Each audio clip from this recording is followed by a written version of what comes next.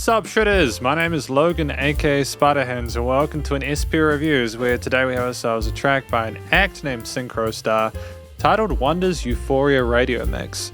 And if we switch it over to here we have the track on Music B, this song is not released yet, it's an upcoming release. And we're going to listen through it from start till finish. And we're going to hear what we think. Let's go, what do we got?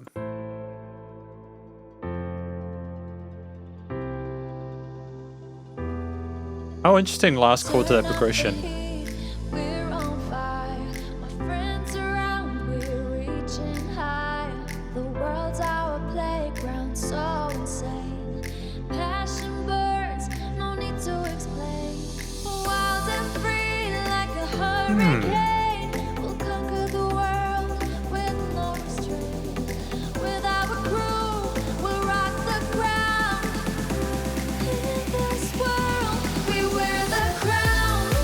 Nope, that's a slick transition with a nice build.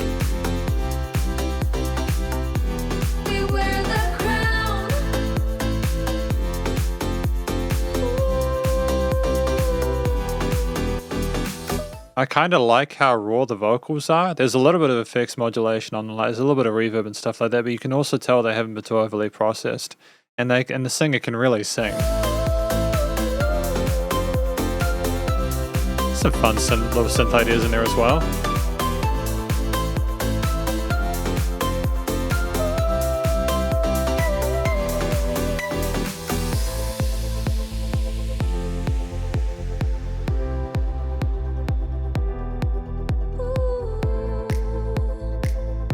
And use of clicks as an alternative snare layer, that's nice.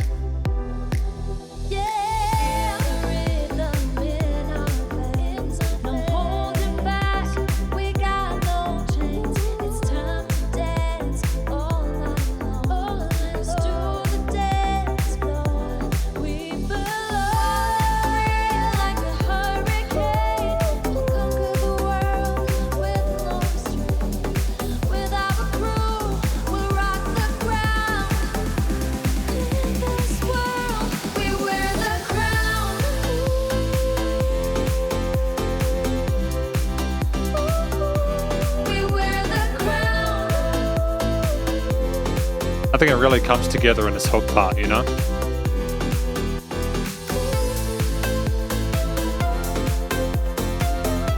It's a really satisfying return to this melodic motif here, really cheery and charismatic.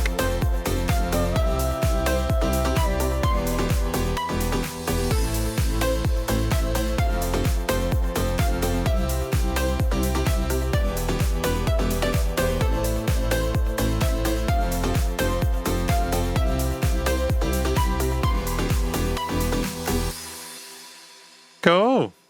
All right. This is a great first impression. Let's talk about it more in the conclusion. And welcome to the conclusion of my review of this track from an act named SynchroStar titled Wonders, the Euphoria Radio Mix. Now, what do I think this track is about? I think it's about someone singing about how we're out of the chains, we've got no limitations, we're going to go around the world, we're going to basically do what we want, make the most of our opportunities because we wear that crown. It's basically saying we're on top of the world. And I assume that the title Wonders kind of implies what wonders we can achieve with that power, you know, if we exercise it. I think the story works well. I think that people will be able to relate to that joy of, you know, feeling like you're in control of your own life. And I think that especially when you're looking for music to take you away somewhere, there might be a lot of people who listen to that and go, hey, that's something I want to relate to as a sort of like, not necessarily escapism, but like if they are struggling, something just kind of dance and bop their head to and kind of get lost in. So I think that it's a good story. The vocals were interesting. I thought the technique was good. There was solid head and chest voice. We were present in the mix, had some really fascinating vocal melody ideas there. And there was a little bit of fancy stuff going on with like ornamentation and a few legato runs and stuff like that. The rhythmic phrasing was good too. I also liked the use of the vocals as more of a melodic device, like kind of like an instrumental layer, like in the whoa, that kind of stuff. I can't sing like the lady can, not by a long margin, but you know what I mean. We weren't always saying words all the time. We could allow ourselves just to sing notes as an additional a bit of color in the mix, and in the arrangement, should I say, well, both. And it was dope. There were some call and responses that happened in that mid-range, and while I appreciate what we're trying to do there, increasing the intensity of it through multiple layers and trying to make it more sort of engaging by having that, how do I suppose, that sense of, oh, there's more here, so this is different than what we had before, so therefore that's more intriguing. Because if you have too much of the same, it can kind of turn listeners off. I wasn't sure if that was necessarily helping things to have that much going on in the second verse, but I think we were close enough to their build and then the drop anyways where it was okay and where we could get away with it. I think there was enough power going on within his hook sections for the vocals to stand out, and I liked the way that they sung the story. When we had the double tracking of the part with the crown, it did sound like they were proud of the position they were in, so that's good. The track itself at 2 minutes 42 is well within a 2 to 4 minute sweet spot. I like that it's long enough to get a couple of verses in, as well as a few hooks, a few builds and drops. That's all we really needed. We didn't necessarily need to extend beyond the concept. We had a 4-chord motif with the first 3 following a fairly popular and common progression and bass line, but the 4th kind of switching expectations or averting expectations a little bit, which I enjoyed. I like the fact that we're aware that we can have things a little bit unpredictable and it can still be catchy and effective. There are a combination of different drum, bass, and synth parts within this, as well as some keys as well, if I'm not mistaken, and I liked that combination. It was very pretty sounding.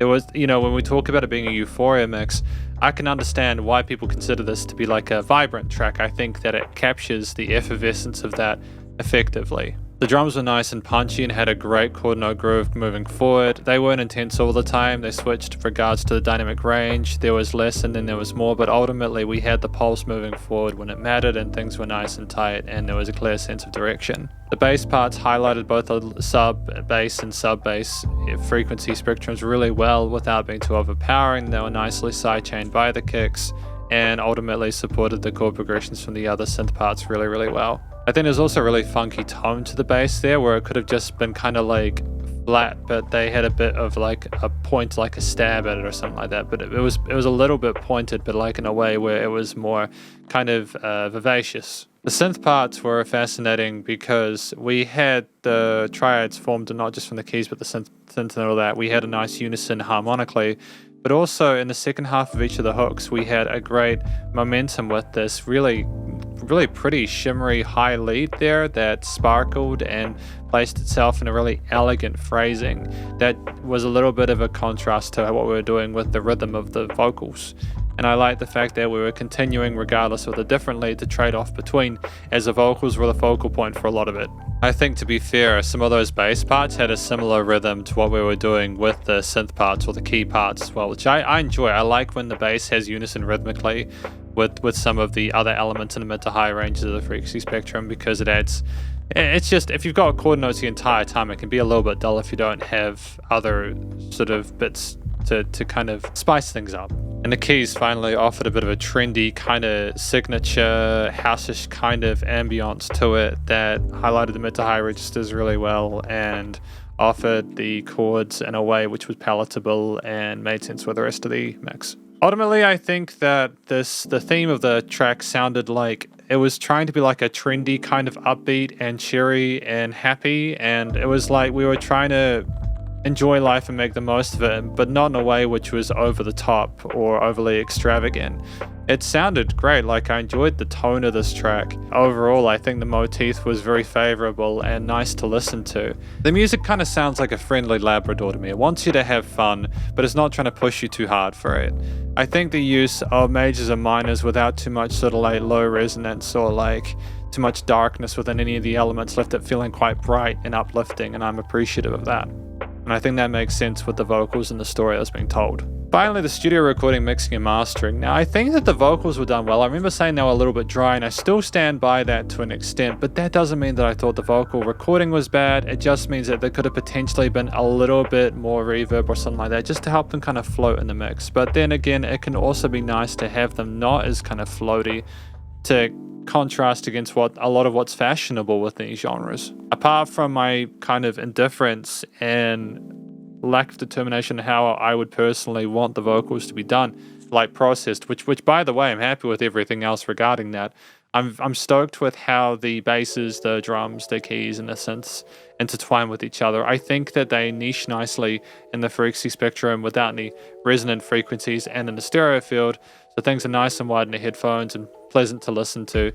And there was a great tone to the individual instruments themselves. We used good samples if there were any, and even with the keys, they were fairly kind of conservative with the way we processed them, but it was enough to kind of just keep things moving forward and remain consistent in regards to the timbre. I think there was dynamic range to this. There were genuine increases in loudness in like the hooks in comparison to the verse parts, and that's not often something you get, but it actually gives a track a lot of life when there are slight boosts of like a half dB or a dB in certain elements, because if everything sounds the same loudness, listeners' ears are just going to like even if we try our best, our ears are automatically just going to start going, oh, okay, it's all the same, and we will just we'll lose interest without even really trying to.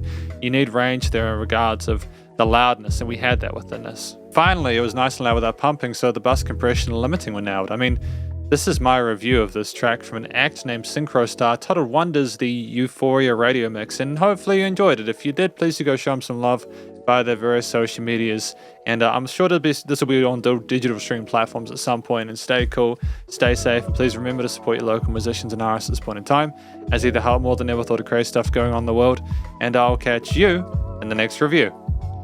Spiderhands Out.